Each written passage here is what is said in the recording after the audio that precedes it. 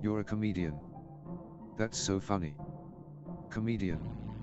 To venture into the ethos of comedy takes more than just timing, delivery, and a good sense of humor. It also takes a whole lot of courage.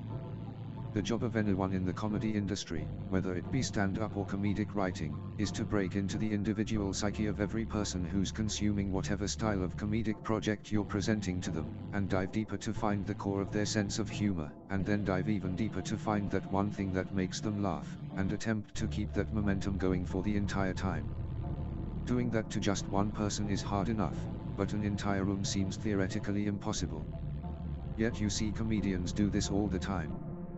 Trying to tap into everyone's individual sense of humor at one time is a tumultuous task because it doesn't matter how many different topics everyone in that room may agree on, no two people have the same sense of humor. It may be close for some, but in the end, the brain's gonna brain how it brains and be the most complex, unique machine it's always been. A sense of humor in itself is such a razor-thin line to begin with, and it's the job of the comedian, in all their forms, to find that line and begin to walk all over it with a look of absolute confidence, whether you have the confidence of a charging bull or you're completely scared out of your mind. Being able to read an entire room or fan base and tap into their gooey humor core is not for the easily offended or faint of heart. It takes a good amount of intelligence to craft a joke or amusing setting, no matter how goofy or juvenile it may seem. Comedic artists deal in the purest form of emotion, and that's the core of comedy.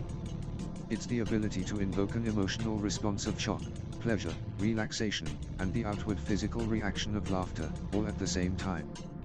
So many comedians seem stupid but are, in actuality, very brilliant. Well, most of them. A lot of them. Some are just stupid, but there are quite a few that aren't. That might be perspective, but you know what I mean by stupid. The art form, and yes, it is an art form, is such a subjective thing, that the ability to hold an entire crowd in the palm of your jokes is a Herculean effort. Oddly enough, there seems to be this arbitrary idea that women can't be funny too. Funny doesn't rely on what you're packing in your underwear. It's about projecting outward something that catches someone off guard and invokes a humorous response. Nowhere does that say that it can only be done by someone with a penis. Vaginas are hilarious too. The lifestyle of the traveling comedian isn't for the timid either. When you really pay attention to just the tour dates alone, it's enough to make your head spin. Being in 3 different states in the span of a month sounds draining just thinking about it. And constantly attempting new material or routines sounds horrifying. That takes a real fortitude of the spirit to even attempt. To craft something from this one euphoric little spark of inspiration and then deem it worthy to proceed to the 0 point of every comedian, the microphone, and deliver it just to see it consumed and spit out of someone's mouth with a sour look of disgust, seems absolutely soul-crushing. To be so proud of something that makes this little endorphin rush pop off in your brain for a second and feel so great about it, just to watch it explode on takeoff, takes the strongest resolute. Time and time again we find out that many well-known comedians have dark or disheartening pasts. In some regards, that's a pretty solid foundation for a comedian or comedic writer. Being someone who comes from a very dark place, you tend to appreciate a good laugh just a little more than the average person. Comedians seem to genuinely enjoy the laugh itself. Not just the physical reaction that comes from within them, but being able to create and birth that same reaction out of others. It feels good when a room is relaxed and not so tense. That's why we need comedians now more than ever. We need to cut the tension in this country, and a good laugh is a great start. There's this ugly trend in this country of being condescending to everything right off the start, and all that tends to do is generate an environment of hostility.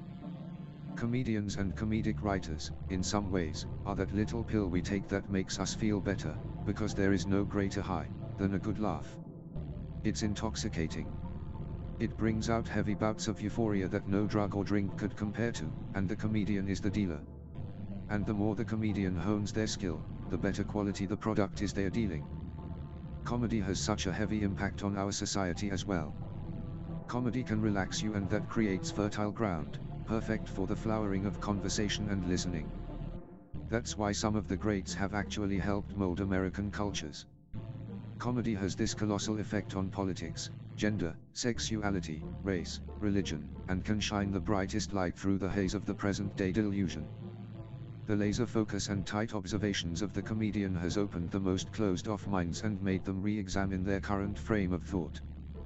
That's the power of comedy. It cuts through things like racism and makes fun of it. It creates a forum that opens up a dialogue for conversation, and that dialogue is needed now more than ever. Not everyone can be a comedian or a comedic writer. It definitely takes a certain mindset. But to the ones who are, just know how appreciated you really are. Thank you for bringing some light into these dark and desolate times. To all who are ready to take that frightening next step onto the stage in front of that microphone, and bare the most tender part of your soul to whomever wants it, there is a forewarning. You might feel a little hesitant to try it at first because it's new and you've never tried it before, so it seems kind of scary. Oh sure, you've thought about it plenty and you're definitely curious about it, but just know it won't be easy, and will most likely hurt a lot the first couple of times you try it. You have to be open to the idea of it first, then the physical aspect of it becomes a lot easier to accept. Just try to relax and take it slow. You will be calmer and endure every part of it a lot easier that way. If you're too tense, it will hurt a lot more. So just let go and relax your body. Some men and women are less nervous about it when they get a drink or two in them. Some come by it naturally, almost like they are built for it. So go ahead and give it a shot. After you try it, you may end up finding something out about yourself you never realized before, and you might end up liking it a lot. You never know, you might like it enough that you want to do it all the time. But remember, always start out small at first. Don't try to go too big too early.